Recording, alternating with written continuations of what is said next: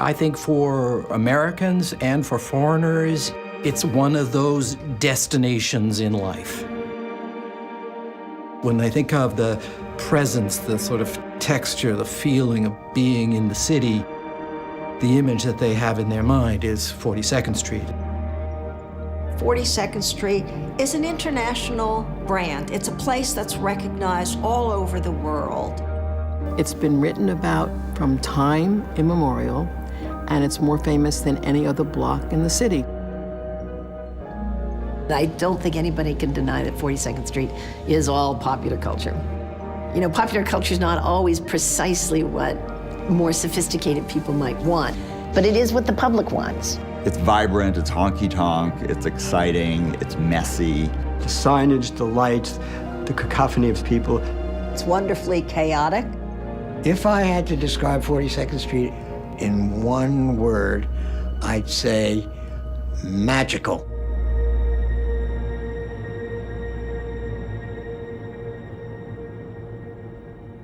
New York is famous all over the world because of its history.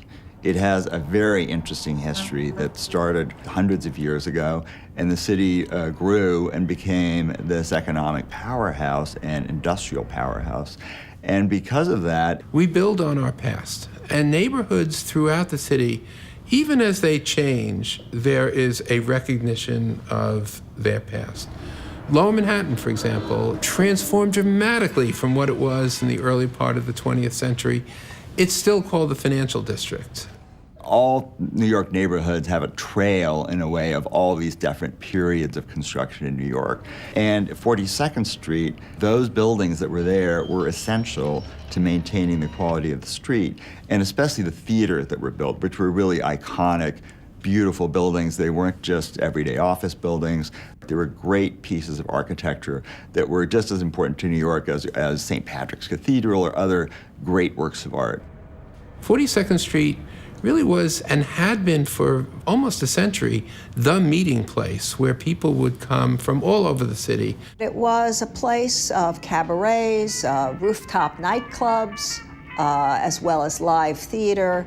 And there were about 40 years of real activity where theaters started to populate 42nd Street. And this really went on right up until Prohibition. And when Prohibition came in and you couldn't sell liquor, the uses on the street changed. The theaters were becoming theaters for action movies, for burlesque, for all sorts of lower level activity that brought a different cast of characters to 42nd Street. When Prohibition finally passed, then we had the Depression. Then after we got through the Depression, we had World War II. When comes the 1950s, Middle America is moving to the suburbs. And you have even, more kinds of what we used to say deviant uses coming onto 42nd Street. And this lasted, through the 50s, the 60s. But by the mid-70s, it had really degenerated into the capital of the adult entertainment industry in New York City. Now, originally, there were a lot of penny arcades on 42nd Street, similar to the ones they have in Coney Island and other amusement areas. But as technology advanced, these eventually became peep shows, where there was booths where you would put a quarter or a token in that would activate an 8mm camera, which would show pornography. The blight on 42nd Street was first only in part the product of the sex industry.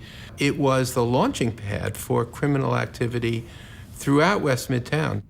A lot of the cheap hotels that surrounded the area were the home of drug dealers. They would gather their drugs there, and then the peddlers would come into the building, fan out, go on 42nd Street, and sell. And of course, there were always arguments, fights, robberies. It was a street that, by the late 1970s, was generating 6 serious felony complaints every single day. 90% of them men, because women would be afraid to walk that street. I, like most New Yorkers, avoided 42nd Street during the 70s and 80s. It was not a place to come.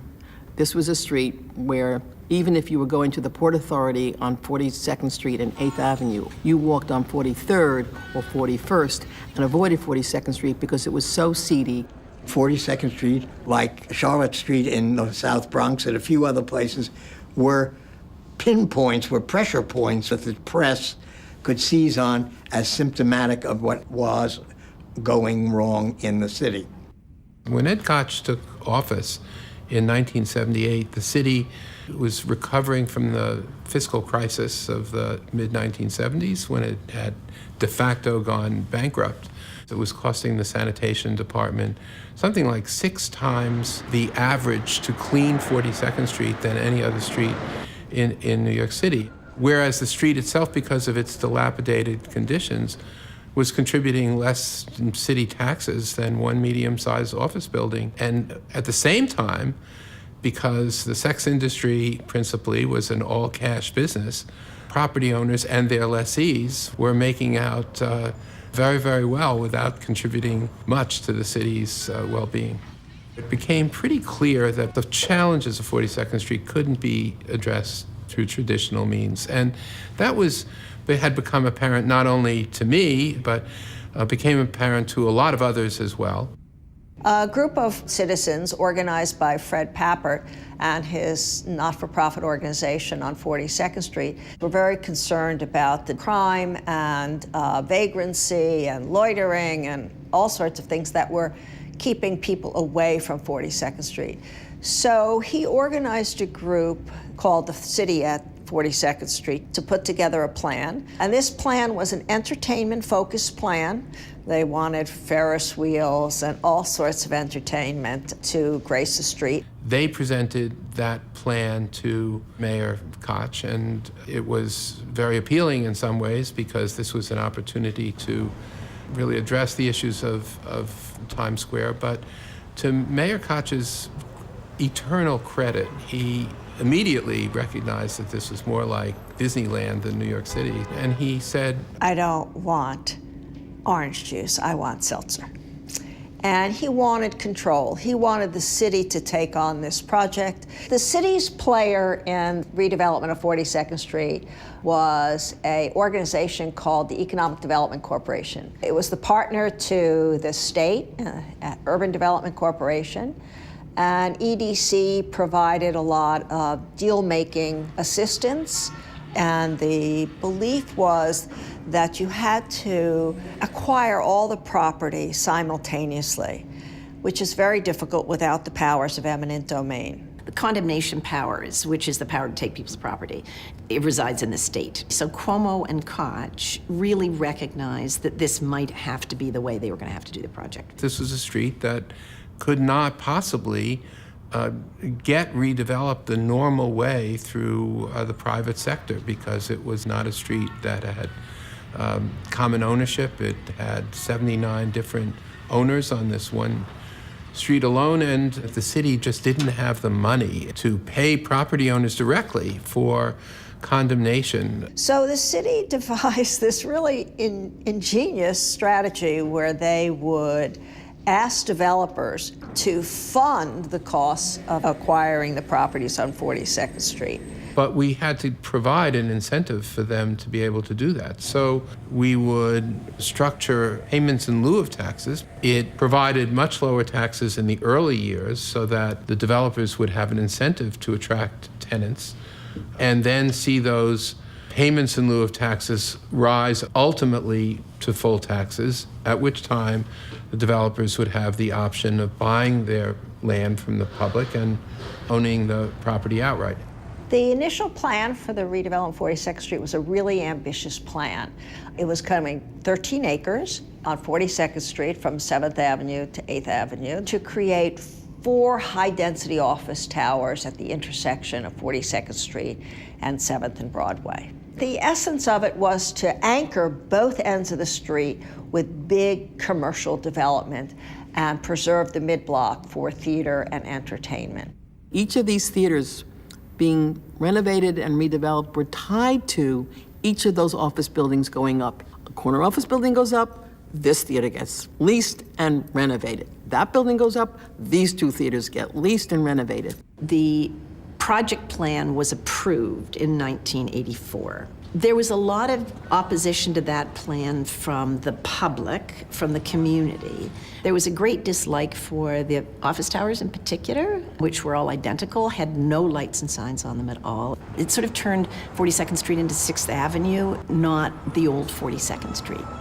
Between that approval in 1984 and when I was asked to oversee the 42nd Street project in 1987, very little progress was made. And a large part of the reason very little progress was made was because lawsuits were started against the project. There were lawsuits against the taking of the property. There were First Amendment lawsuits about the right to have pornography on the street. There were lawsuits by community groups. One of the fears of citizens is when crime is being severely enforced in one section, that it will migrate to another section. They were afraid in the adjoining residential neighborhood of Clinton that all the smut and crime, et cetera, would be chased off and land in Community Board 4. Then enter Mr. Durst, and the reason for that was actually just business. Their leases were coming due at a time when 4.3 million square feet of new office space would go on the market. We did not formally oppose the project until the end of 1988. It was obvious to us that more subsidized office buildings would unfairly compete with our 3 office buildings on 6th Avenue. When the 47 lawsuits were finally all adjudicated and done, and the city and the state had successfully won the case, it was time to what they call vest the takings for the condemnation. That was 1990. And right when these towers were going to start to be built, there was no market for those towers. When the market crashed, we started working on a new plan. We assembled a team of designers like Robert A.M. Stern. We involved theater people, economic people. We had a huge team. And we created a plan called 42nd Street Now. And that's when we really started to look at the history of the place and what it was and what the theaters were doing and what they could do and what their potential was. And we started to look at the economics of 42nd Street. And supposedly no businesses were locating there. But the Gap opened, I think, in 1992, and they had the highest sales in New York at 42nd and 7th. McDonald's had the highest sales. So really, the potential for this place was unbelievable. I mean, the foot traffic was huge. Pedestrian experience is at the heart of anything that anybody plans for a city, because it doesn't matter what things look like from the air. When you're living in a city, you're walking on the street. And so we needed to come up with a plan that would maintain this vitality. And so one of the things that Rebecca came up with was an idea to do an art project on the street. I approached Creative Time. Amanda Burden was the chairman, and they agreed to do a project in all the storefronts that we'd emptied up. It was just in your face, and lots of people came to see it. And then they're standing there, nobody's attacking them, and they're safe, and it's okay. She got Jenny Holzer to come in and do aphorisms and put them up on the marquees for these theaters. We had this beautiful sign that Tibor Kalman did for us called Everybody. And it was an art piece that we put as one of our projects. And when we started to condemn out the properties and move out the uses, crime just dropped. I mean, there was no doubt that this was the way to do it. So we did new guidelines for the buildings. We required that for those sites that had not been cleared, that they define tenants that were 24/7, not banks, but restaurants and things that would be lively, and that they put up major lights and signs. And so we developed a measurement working with Fisher Morans for how you measure the luminosity of signs. It's called LUTs, Light Units Times Square. And so it was a way that we could make sure that Park Tower Realty was really putting up signs that had the luminosity that those great neon signs did. The rules we established was that the light levels that existed at a reasonable point in time in the 80s would be the minimum light levels on every shop, everywhere. And we knew things were really happening when Rebecca was called by Consolidated Edison, a representative of the company, saying there was a problem. The power grid for Times Square was at capacity. because so many lights had gone on. And with no controls, people had a field day. It kept getting brighter and brighter and brighter, and that's why it's so great even to this moment. Since at that point, the 42nd Street project was such a pariah. I mean, people hated this project. Nobody cared what you did on the 42nd Street project at that point.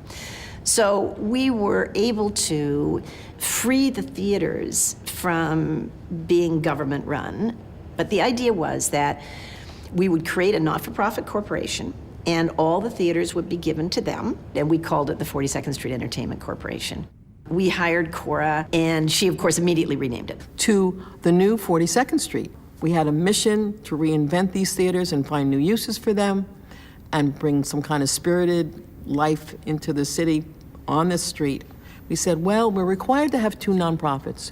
And we came up with 3 or 4 possibilities. The most dynamic and the boldest and the riskiest was a theater for kids. Who would ever think on big, bad, bawdy 42nd Street that you'd have a children's theater? But a children's theater was absolutely what you needed. First of all, it was amazing that there was no children's theater in New York City.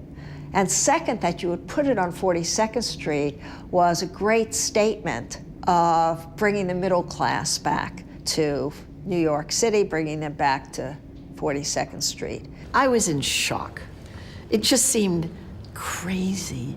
That Victory Theater used to be the most disgusting porn theater. I used to take people in to see it. The smell was overwhelming. It was so gross. This theater, today called the New Victory, was Minsky's Burlesque with 2 runways. 2. So it's had a really colorful history. It was also the only XXX porn house on the street. And today, it's a theater for kids. Many of these properties are not being used as legitimate theaters. They're being adapted to other uses, whether that's retail or a restaurant.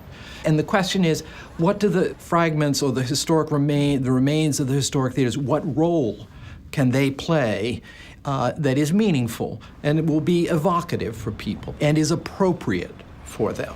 There's a very good group of people from the Economic Development Corporation that we work with regularly, really on a continual basis, to review proposed changes, new ideas, evaluate what has happened, compliance with all the regulations that have been put in place. And so we really looked at not only what features or spaces needed to be preserved or restored, but really how adjacent construction would affect this. When they were doing excavation or any significant demolition or construction, there were seismographs placed in the theaters to ensure that vibrations didn't reach a level that would damage the historic plaster in particular. It's very vulnerable to vibration. We were involved with the combining of the Lyric and Apollo theaters, and so it was an act of incredible selective demolition. The Lyric had a beautiful facade on 43rd Street, so that was left standing, literally braced by itself. I remember, even though I knew what was going to happen, as I walked around the corner and saw this facade standing with nothing around it, I gasped, but it was well braced. One of the contractors was in, I guess, an air shaft or sheet metal ductwork in the walls, and suddenly there were some wallets, and he started to pull them out, and they were from the 50s and 60s, and apparently they realized that somewhere in the process people were pickpocketed while they were sitting in the theaters. They took out whatever money and threw the wallets with their photos and ID in this air shaft where they sat for 30, 40 years. Then across the street, they moved the Empire Theater down the block. It was very interesting because everyone had some hesitation about moving the theater, and the developer felt that to really do the proper development that they needed, that it would be best if it were shifted west. If you're paying attention as you go up the escalator, there have been a lot of little subtle plaques and portals into the history, and hopefully people will observe them on occasion. We're responsible for 7 of the 8 theaters on 42nd Street. We were to be the landlord of the New Amsterdam. The New Amsterdam Theater, I think, is the most beautiful theater on Broadway. It's by Hertz and Talent. It's an incredibly gorgeous theater. And I remember... We were beginning as architects, and I knew Michael Eisner, but we were beginning to work with the Disney company. And I persuaded Michael on a Saturday morning to stop by and see the theater. I've been nattering at him for weeks and weeks and weeks about this. I cannot tell you how terribly, nearly destroyed it appeared to be. The New Amsterdam was in the worst condition of any of these historic theaters on this block. And we went through the theater, we went up the stairs, we pulled ourselves up because the Pigeon droppings were ankle high is understating it. You could hardly negotiate the stairs. You needed pitons, really, to go up and down the stairs. But you went in and you realized that this was a fantastic theater. Bob called me and said, get Tishman on board right now, because that's who they wanted to be the constructor. They will do the deal right now. It was just like, whoa. I will always credit Michael with having the ability to see what was possible in that theater. And he said, well, Cora, we don't want to be the first theater to open on the street. We don't want to be first. And I said, you see that theater directly across the street? I promise you we will open it as a theater for kids before the end of 1995. And people in the company were persuaded that they could make a lot of money. That's what business is about, doing plays based on their movies. Because people had said The Lion King, the film, had this great score, as did Beauty and the Beast, that should have been on Broadway. Of course, when Disney wanted to be there, wow. I mean, our PR firm felt they'd been given the biggest gift in the world. And I remember when the thing was announced at City Hall, Michael said to Giuliani, is it going to be safe there? And Giuliani, tough guy that he was then and still is, said, it will be safe. You have my word for it. Disney would not have come here unless it was assured that the rest of the block was going to be redeveloped. And that was essential.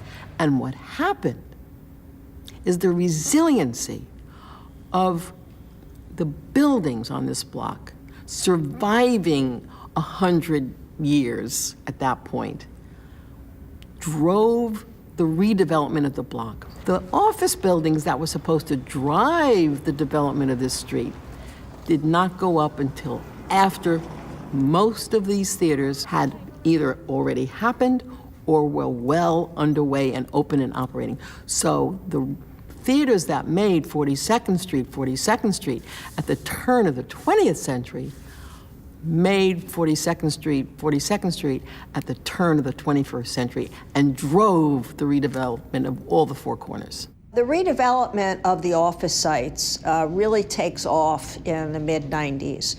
Douglas Durst and his family company acquires the parcel from Prudential. In pursuing the lawsuit, we were able to understand exactly what the city had created in terms of the tax benefits. I called up Prudential and said, we'll create value for you by building a building, and we were able to convince them to listen to us and to sell us the site where 4 Times Square is. Yeah, it was an interesting turnabout. But I've got to say that once he was in 100%, and we asked to have huge signs built. He built the largest sign in Times Square, which was really expensive. It was the NASDAQ sign. The architecture was exactly what we wanted, setbacks and signs and lights and 24-hour uses and entertainment uses. He really bought into the whole concept. Durst quickly brings in Condé Nast as an anchor tenant, and that is a very significant decision that stimulates others to acquire sites from Prudential. So the next site is acquired by the Rudins. After that, Boston Properties buys the remaining 2 development sites from Prudential. So you have this complete transition from plans to reality. If I'm proudest of anything on 42nd Street, I'm most proud of the fact that I think you would never know that this was the largest commercial government project ever undertaken in the state of New York. You would have no idea where the government project starts and the market takes over. And it was great. It was trying to be in tune with the honky-tonk craziness of what this street had always been. The proof is in the pudding. I mean, right here on 42nd Street, you have public-private partnership that worked. And it couldn't have been done by the government alone, and it wasn't being done by the private industry alone. Each administration added something to the mix, and what we have today is a result of a continuing effort over the years to really address a specific problem. It's an amazing transformation, and it's been nothing but good for the city, really. The significance of EDC's role was that it taught the city how to do big projects. So after a period of time, the city has not needed the state to do these large-scale redevelopment projects. And I think the experience becomes a significant legacy for the city that goes beyond just this physical project. We were able to bring the street into the future in a way that anybody looking at it today has no idea that it was on its deathbed for a while. And also the fact that we were able to create a feeling of continuity on the street while also allowing really large buildings to come in. So we were stewards not just of the street, but of Midtown as it needed to grow in this direction. It wouldn't have been possible to open up the West Side, to have Hudson Yards develop, to see development move west in Manhattan, as is essential to the city's growth, if 42nd Street had remained the way it was. And so 42nd Street, by being transformed physically, created enormous new opportunities for the city. 42nd Street has turned out to be one of the very best, if not the very best, public investment the city has ever made. So when I see these theaters now, the ones that have been restored, it's amazing to see the restoration of them, the preservation of them, but not just that, the success of them in their original role, which is as large, great theater venues. It's amazing to see that they have fully come back and that they're thriving and they're going to be here for, lifetimes to come. It's a great feeling of bringing something back to life and bringing new life to a place that even more than it was in its earlier incarnations. 42nd Street is better than ever.